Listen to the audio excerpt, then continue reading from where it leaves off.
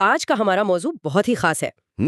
اور بہت دلچسپ بھی ہے۔ ہاں، مطلب ہم جب بھی کسی شاپنگ مال میں جاتے ہیں، اپنا ڈیبٹ کارڈ مشین میں ڈالتے ہیں یا اپنے موبائل فون سے کسی دوست کو پیسے ٹرانسفر کرتے ہیں۔ تو بظاہر ایسا لگتا ہے کہ یہ سب کچھ جدید ٹیکنالوجی کا کمال ہے۔ بالکل، ہمیں لگتا ہے کہ یہ سب سیٹلائٹس اور کلاؤڈ کمپیوٹنگ کی وجہ سے ہو رہا ہے، اور کسی حد تک یہ سچ بھی ہے۔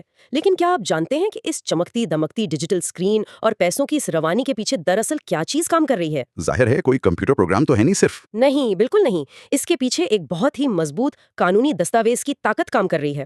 آج ہم جس موضوع کی گہرائی میں جا رہے ہیں وہ ہے دا بینکنگ کمپنیز آرڈیننس 1962، یعنی بینکنگ کمپنیز آرڈیننس 1962۔ اچھا، 1962 کا قانون۔ جی ہاں، ہمارے پاس آج اس قانون کے پہلے اور دوسرے حصے کے نوٹس موجود ہیں، اور آج ہمارا مشن یہ سمجھنا ہے کہ ریاست کی نظر میں یہ بینک نامی مخلوق دراصل ہے کیا؟ یہ کیسے کام کرتی ہے، اور سب سے بڑھ کر یہ کہ اسے کن حدود میں رکھا گیا ہے۔ بالکل، مطلب آپ کے اور میرے پیسوں کو ڈوبنے سے بچانے کے لیے اس پر کون سی سخت ترین پابندیاں لگائی گئی ہیں، یہ سب ہم آج دیکھیں گے۔ یہ واقعی ایک حیران کن موضوع ہے۔ مطلب ہم روزانہ بینکوں پر اندھا اعتماد کرتے ہیں نا؟ جی، اپنی زندگی بھر کی جمع پونجی ہم ان کے حوالے کر دیتے ہیں۔ بالکل ایسا ہی ہے، لیکن ہمیں اس مضبوط قانونی فصیل کا اندازہ ہی نہیں ہوتا جو پردے کے پیچھے ہمارے پیسوں کی حفاظت کر رہی ہوتی ہے۔ دیکھیے، یہ 1962 کا قانون محض چند صفحات کا مجموعہ نہیں ہے۔ تو پھر یہ کیا ہے؟ یہ ایک مکمل ایک مالیاتی ڈھانچہ ہے، اور آج کی ہماری اس گفتگو کی خاص بات یہ ہوگی کہ ہم قانون کی اصل زبان کو سمجھیں گے۔ مطلب ہم اس دستاویز میں موجود اہم انگریزی فقروں کو پڑھیں گے، ہاں، ان فریزز کو بالکل ویسے ہی پڑھیں گے جیسے وہ لکھے گئے ہیں۔ جی، اور پھر ان کا پوسٹ مارٹم کر کے انہیں آسان اردو میں سمجھیں گے، کیونکہ جب تک ہم قانون کے ان الفاظ کی گہرائی کو نہیں سمجھیں گے ہم اس پورے نظام کو نہیں سمجھ سکتے۔ صحیح کہا آپ نے۔ تو پھر بنا کسی تاخیر کے سیدھا اس قانون کے دائرہ کار یعنی اس کے اسکوپ کی طرف آتے ہیں۔ جی، شروع کرتے ہیں۔ قانون کی ابتدائی دفعات یعنی دفعہ 1، 4 اور 6 بتاتی ہیں کہ یہ آرڈیننس پورے پاکستان پر لاگو ہوتا ہے۔ پورے ملک پر۔ جی، لیکن ان نوٹس میں دفعہ 4 کے حوالے سے ایک چیز نے مجھے بہت سوچنے پر مجبور کیا۔ اچھا، وہ کیا؟ اس میں لکھا ہے کہ وفاقی حکومت اگر چاہے تو اسٹیٹ بینک کی سفارش پر اس قانون کے عمل درآمد کو 60 دن کے لیے معطل کر سکتی ہے۔ جی، یہ شک موجود ہے۔ میرا سوال یہ ہے کہ دیکھیں، ایک طرف تو ہم کہہ رہے ہیں کہ یہ قانون ہمارے پیسوں کی حفاظت کی سب سے بڑی گارنٹی ہے، اور دوسری طرف ہم حکومت کو یہ اختیار دے رہے ہیں کہ وہ جب چاہے اس گارنٹی کو 60 دن کے لیے معطل کر دے۔ مطلب یہ تو بہت خطرناک بات لگتی ہے مجھے۔ بظاہر یہ واقعی خطرناک لگتا ہے، لیکن اگر ہم معاشیت کی حقیقت کو سمجھیں نا تو اس شک کی منطق بالکل واضح ہو جاتی ہے۔ اچھا، وہ کیسے؟ دیکھیے، معاشیت کوئی مشین نہیں ہے جو ہمیشہ ایک ہی رفتار سے چلتی رہے۔ یہ ایک زندہ اور سانس لیتی ہوئی چیز کی طرح ہوتی ہے۔ ہاں، حالات تو بدلتے رہتے ہیں۔ بالکل، اس میں غیر معمولی حالات آ سکتے ہیں، جنگیں ہو سکتی ہیں، عالمی وبائیں آ سکتی ہیں، یا کوئی بہت بڑا مالیاتی بحران کھڑا ہو سکتا ہے، جیسے 2008 کا عالمی معاشی بحران تھا۔ بالکل وہی۔ اب فرض کریں ایک ایسا وقت آ جائے جب ملک کا پورا بینکاری نظام کسی عالمی بحران کی وجہ سے جام ہونے کا خطرہ ہو۔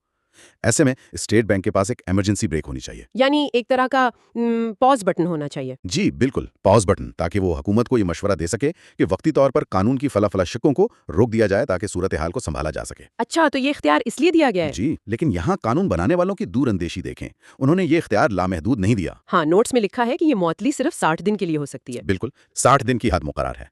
اسے بعد میں مزید بڑھایا تو جا سکتا ہے، لیکن کسی بھی صورت میں یہ معطلی 1 سال سے زیادہ نہیں ہو سکتی۔ مطلب وہ اسے مستقل بنیادوں پر معطل نہیں کر سکتے؟ بالکل نہیں۔ اس کی وجہ یہی ہے کہ کوئی بھی حکومت اس سوابدیدی اختیار کو اپنا مستقل ہتھیار نہ بنا لے اور ریاست کے مالیاتی نظام کو غیر معینہ مدت تک کے لیے خطرے میں نہ ڈال دے۔ سمجھ گئی، یعنی یہ ایک طرح کا سیفٹی والو ہے جسے صرف شدید دباؤ کی صورت میں کھولا جاتا ہے۔ بالکل، آپ نے بالکل صحیح تشبیہ دی۔ یہ تو واقعی ایک بہت متوازن طریقہ کار ہے۔ اچھا، اب اسی حصے میں ایک اور بہت طاقتور شق موجود ہے جو دفعہ 6 کہلاتی ہے۔ سیکشن 6۔ میں پہلے قانون کا وہ اصل انگریزی فقرہ پڑھتی ہوں جو میرے نوٹس میں ہائی لائٹ کیا گیا ہے۔ اس میں لکھا ہے ordinance to override memorandum articles etcetera. جی، یہ بہت اہم فقرہ ہے۔ اس کا اردو میں اگر سادہ سا ترجمہ کیا جائے تو اس کا مطلب ہے کہ یہ آرڈیننس کسی بھی بینک کے اپنے اندرونی قواعد، میمورینڈم اور آرٹیکلز آف ایسوسیشن پر بالادستی رکھے گا۔ بالکل۔ لیکن میں چاہتی ہوں کہ ہم اس بات کی گہرائی میں جائیں۔ یہ جو لفظ ہے بالادستی یا اوور رائڈ کرنا، اس کا اصل میں عملی مطلب کیا ہے؟ اگر ہم اسے ایک اور تشبیہ کے ذریعے سمجھیں تو یہ دفعہ 6 دراصل ریاست کے ہاتھ میں ایک ماسٹر کی ہے۔ ماسٹر کی یعنی ہر تالے کی چابی؟ جی، ایک ایسی چابی جو کسی بھی بند دروازے کو کھول سکتی ہے۔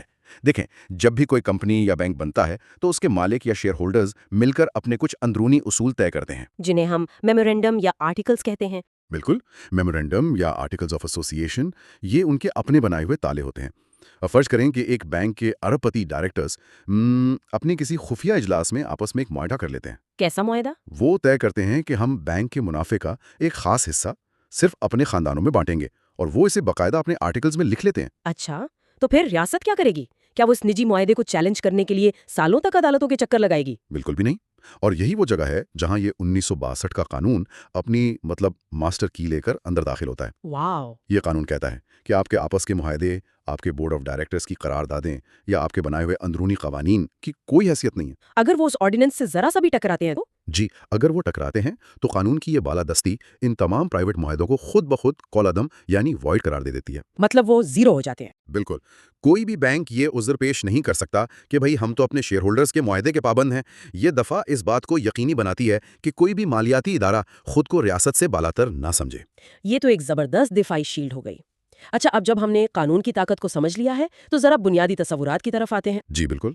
दफा 5B में बाकायदा तारीफ की गई है कि कानून की नजर में ये बैंकिंग दरअसल है क्या चीज। बैंकिंग की कानूनी तारीफ। इसका जो अंग्रेजी फिक्रा है वो मैं पढ़ती हूँ, वो कुछ यूं है: for the purpose of lending और investment of deposits of money from the public. जी। यानी अवाम से उधार देने या सरमायाकारी के मकासद के लिए रकूम जमा करना जो मांगने पर चेक, ड्राफ्ट या किसी और तरीके से निकाली जा सके। बिल्कुल दुरुस्त तर्जुमा है। अब मेरा सवाल ये है कि अवाम से तो बहुत सारी और कंपनियां भी पैसे जमा करती हैं।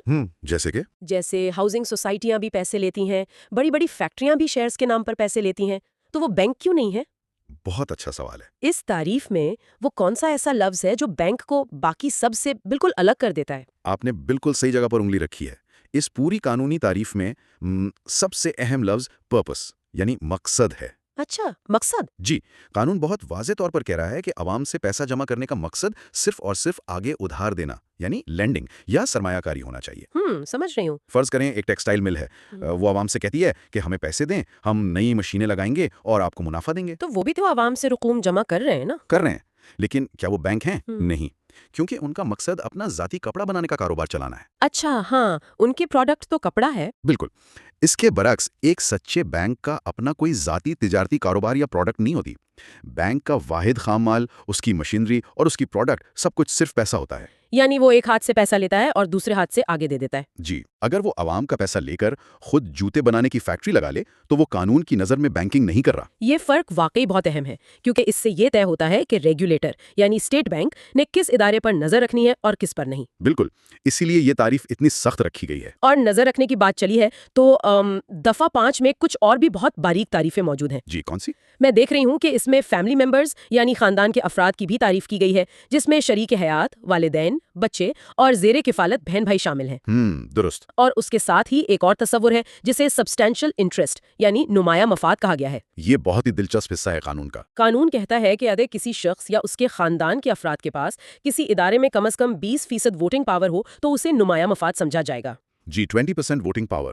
अब मैं ये सोच रही हूँ कि एक बैंकिंग के कानून को इस बात से क्या गर्ज है कि किसका बेटा, बीवी या जेरे कफालत भाई क्या कर रहे हैं। इतनी खानदानी बारीकियों में जाने की क्या जरूरत पेश आ गई कानून को? ये एक बहुत ही अमली मसला है।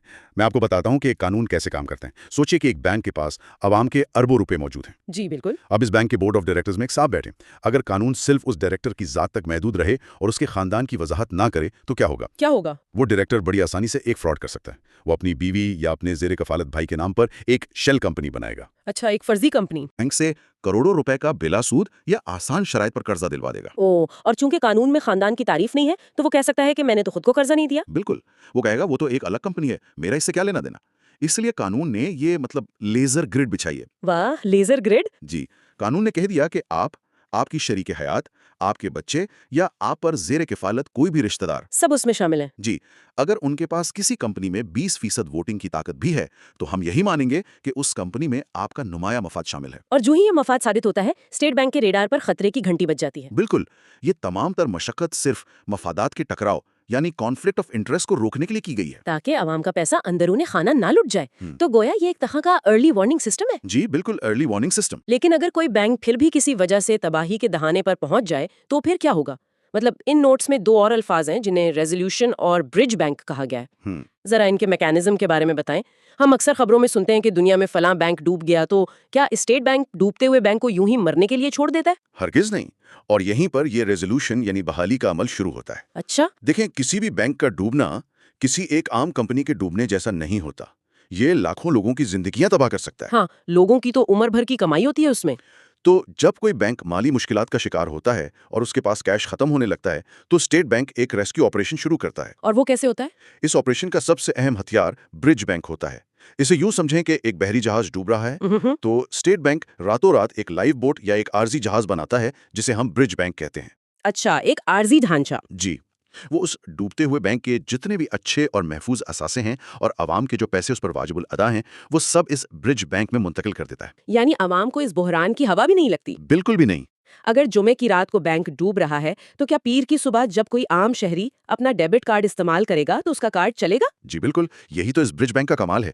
पीर की सुबह आवाम को महसूस भी नहीं होगा और उनके अकाउंट्स एक नए महफूज आर्जी इदारे के ज़ेर इंतजाम आ चुके होंगे। ये तो हैरत अंगेज है। ब्रिज बैंक का मकसद ही यही होता है कि आवाम का पैसा भी महफूज रहे और बैंकिंग का निजाम भी जाम ना हो। बाद में स्टेट बैंक इस ब्रिज बैंक को किसी दूसरे सेहतमंद बैंक को बेच देता है। ये तो वाकई एक फाइनेंशियल पैरामेडिक की तरह है, जो मरीज को इतनी देर तक जिंदा रखता है जब तक कि उसे महफूज हाथों में न दे दिया जाए। बिल्कुल सही कहा आपने।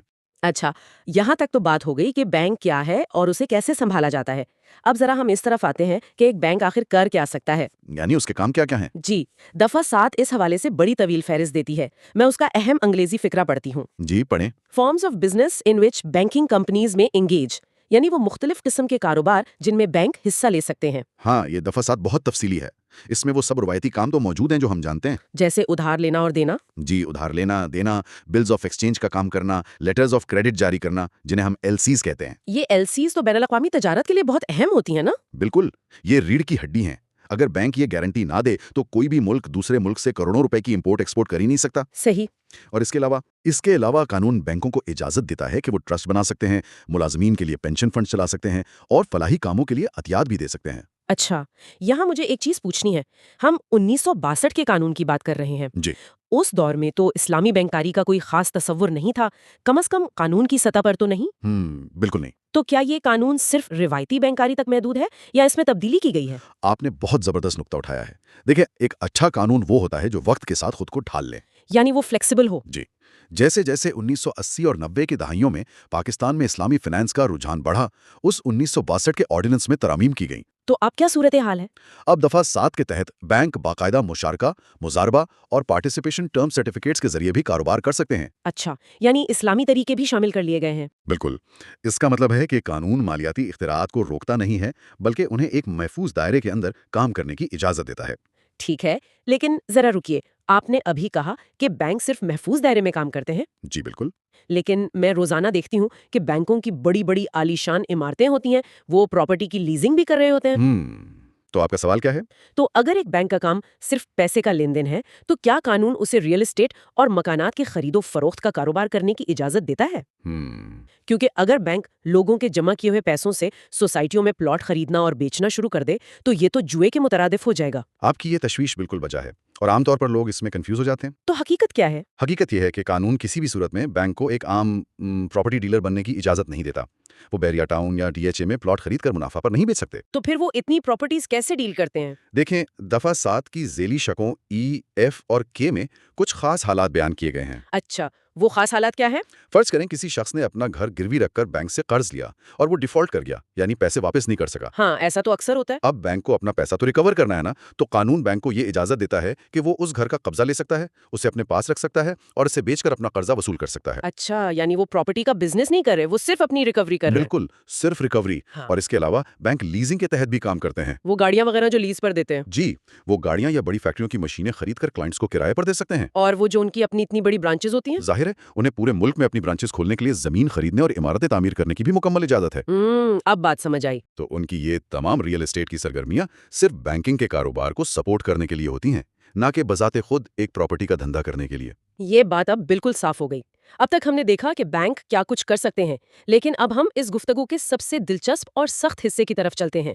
जी, वो काम जो बैंक नहीं कर सकते। बिल्कुल, वो काम जो बैंक किसी भी सूरत में नहीं कर सकते। दफा 8 और 9 में कुछ बहुत सख्त पाबंदियां हैं। मैं उनके अंग्रेजी फिक्रे पढ़ती हूँ। जी जरूर। पहला है use of the word bank और एनी ऑफ इट्स डेरिवेटिव्स, और दूसरा है प्रोहिबिशन ऑफ ट्रेडिंग, यानी लफ्ज बैंक के इस्तेमाल पर पाबंदी और तिजारती सरगर्मियों की मुमानियत। ذرا اس لفظ بینک کے استعمال والی پابندی کی لاجک سمجھائیں۔ دفعہ 8 دراصل عوام کو دھوکے بازوں سے بچانے کے لیے ہے۔ دھوکے بازوں سے کیسے؟ یہ دفعہ واضح کرتی ہے کہ کوئی بھی عام کمپنی اپنے نام کے ساتھ لفظ بینک، بینکر یا بینکنگ استعمال نہیں کر سکتی۔ اچھا، آپ نے اکثر دیکھا ہوگا کہ گلی محلوں میں کچھ لوگ کمیٹیاں ڈالنے کے نام پر یا پیسے ڈبل کرنے کا جھانسا دے کر چھوٹی موٹی کمپنیاں کھول لیتے ہیں۔ ہاں، وہ پونزی اسکیمز وغیرہ۔ بالکل۔ اب اگر قانون یہ پابندی نہ لگائے تو یہ دھوکے باز اپنی کمپنی کا نام عوامی سہولت بینک رکھ لیں گے۔ او، اور لوگ بیوقوف بن جائیں گے۔ ظاہر ہے، ایک عام شہری جب بورڈ پر بینک لکھا دیکھے گا تو وہ سمجھے گا کہ یہ کوئی حکومتی اور مستند ادارہ ہے اور وہ اپنی زندگی بھر کی کمائی ان کے حوالے کر دے گا۔ بالکل ایسا ہی ہوگا۔ تو قانون اس لفظ کو ایک طرح کا ٹریڈ مارک بنا دیتا ہے جو صرف اسٹیٹ بینک سے منظور شدہ ادارے ہی استعمال کر سکتے ہیں۔ یہ تو ایک زبردست نفسیاتی تحفظ ہے۔ اور اب آتے ہیں دفعہ 9 کی طرف، یعنی تجارتی سرگرمیوں کی ممانعت۔ یہ کیا معاملہ ہے؟ دفعہ 9 سختی سے منع کرتی ہے کہ کوئی بھی بینک براہ راست اشیاء یعنی گڈز کی خرید و فروخت نہیں کر سکتا، اچھا، اور نہ ہی وہ بارٹر سسٹم یعنی چیزوں کے بدلے چیزوں کا لین دین کر سکتا ہے۔ بینک کا کام مارکیٹ میں دکان کھول کر عام تاجروں کی طرح گندم، کپڑا یا الیکٹرانکس بیچنا نہیں ہے۔ لیکن ایک منٹ ذرا ٹھہریے، جی، مجھے یہاں ایک بہت بڑا تضاد نظر آ رہا ہے۔ ابھی تھوڑی دیر پہلے جب ہم دفعہ 7 پر بات کر رہے تھے تو آپ نے خود بتایا تھا کہ بینک غیر ملکی کرنسی بیچتے ہیں اور سونے یعنی بلین کی خرید و فروخت بھی کرتے ہیں۔ جی میں نے کہا تھا۔ تو ایک طرف تو آپ کہہ رہے ہیں کہ وہ سونا بیچ رہے ہیں اور دوسری طرف آپ کہہ رہے ہیں کہ وہ اشیاء کی تجارت نہیں کر سکتے۔ یہ تضاد کیوں ہے؟ سونا بھی تو ایک طرح کی شے ہی ہے نا؟ آپ کا یہ سوال بہت شاندار ہے اور قانون بنانے والوں نے بھی اس الجھن کو بھانپ لیا تھا۔ تو انہوں نے کیا کیا؟ اسی لیے انہوں نے دفعہ 9 کے آخر میں ایک خاص وضاحت شامل کی ہے۔ قانون نے واضح کیا ہے کہ یہاں اشیاء یا گڈز سے مراد مارکیٹ میں بکنے والی ہر طرح کی عام چیز تو ہے، لیکن اس میں کچھ چیزیں شامل نہیں ہیں۔ کون سی چیزیں؟ اس میں سٹاکس، شیئرز، غیر ملکی کرنسی اور سونے چاندی کو شامل نہیں کیا گیا۔ لیکن قانون نے ان چیزوں کو عام تجارت سے الگ کیوں رکھا؟ اس کی ایک بہت بڑی وجہ ہے۔ سونا، چاندی اور غیر ملکی کرنسی روایتی طور پر پیسے کا ہی متبادل سمجھے جاتے ہیں۔ یہ بین الاقوامی تجارت کو سہارا دینے والے آلات ہیں۔ ہاں، وہ تو پیسے کی ہی ایک شکل ہے۔ بالکل، لیکن ذرا عام اشیاء کا سوچئے۔ فرض کریں ایک بینک کہتا ہے کہ اس سال ٹماٹر اور پیاز کی قیمتیں بہت بڑھیں گی، اچھا تو وہ عوام کے اربوں روپے استعمال کر کے مارکیٹ سے سارا پیاز اور ٹماٹر خرید کر گوداموں میں بھر لیتا ہے تاکہ مہنگے داموں بیچے۔ پھر تو وہ بینک نہیں، سبزی منڈی کا آڑتی بن گیا۔ بالکل۔ اب اگر خدا نخواستہ وہ سبزی خراب ہو جائے یا مارکیٹ کریش کر جائے تو کیا ہوگا؟ تو ظاہر ہے بینک کا سارا سرمایہ ڈوب جائے گا۔ اور وہ سرمایہ کس کا تھا؟ وہ آپ کا اور میرا جمع کیا ہوا پیسہ تھا۔ صحیح۔ ایک عام تاجر تو اپنا مال خراب ہونے کا رسک لے سکتا ہے، لیکن ایک بینک کو اس تجارتی رسک سے سختی سے دور رکھا گیا ہے۔ بینک کا کام تاجر کے دکان میں مال رکھوانے کے لیے اسے قرض دینا ہے، خود تاجر بن کر مارکیٹ میں مال بیچنا نہیں ہے۔ کمال کی وضاحت ہے یہ۔ اب مجھے سمجھ میں آیا کہ ایک طرف سونا خریدنا کیوں جائز ہے اور دوسری طرف گندم یا ٹماٹر کی تجارت کیوں منع ہے۔ یہ سارا کھیل اس رسک کو کم کرنے کا ہے جو عوام کے پیسے سے جڑا ہے۔ بالکل، سارا مقصد ہی عوام کے پیسے کی حفاظت ہے۔ اگر ہم اپنی اس پوری تفصیلی گفتگو پر نظر دوڑائیں تو ہم نے دیکھا کہ 1962 کا یہ قانون کتنی باریکی سے کام کرتا ہے۔ جی، ہر پہلو کو کور کیا گیا ہے اس میں۔ ہم نے دفعہ 4 اور 6 میں قانون کی طاقت اور اس کی بالادستی کو دیکھا جو کسی بھی نجی معاہدے کو روند سکتی ہے۔ بالکل۔ ہم نے یہ بھی سمجھا کہ کیسے صرف 20% ووٹنگ پاور کو نمایاں مفاد قرار دے کر کرپشن کے راستے بند کیے گئے ہیں۔ اور برج بینک کا تصور بھی ہم نے تفصیل سے ڈسکس کیا۔ جی ہاں، کہ کس طرح اسٹیٹ بینک ایک برج بینک بنا کر ڈوبتے ہوئے جہاز سے مسافروں کو خاموشی سے بچا لیتا ہے۔ بالکل، اور یہ سب جاننے کے بعد ہم وثوق سے کہہ سکتے ہیں کہ یہ آرڈیننس صرف کاغذ پر لکھے ہوئے الفاظ نہیں ہیں۔ تو پھر کیا ہے؟ یہ وہ نادیدہ زنجیریں ہیں جنہوں نے بینکوں کو جکڑ رکھا ہے تاکہ وہ آپ کے پیسوں کے ساتھ کھلواڑ نہ کر سکیں۔ واقعی جب ایک عام آدمی بینک کی برانچ میں داخل ہوتا ہے تو اسے شاید یہ قانون نظر نہ آئے، لیکن یہ قانون ہی ہے جو اس کے ہر جمع کرائے گئے روپے کے آگے ایک ڈھال بن کر کھڑا ہوتا ہے۔ بالکل صحیح کہا آپ نے، یہ بھروسے کی وہ بنیاد ہے جس پر ہماری پوری معیشت کھڑی ہے۔ جی ایسا ہی ہے۔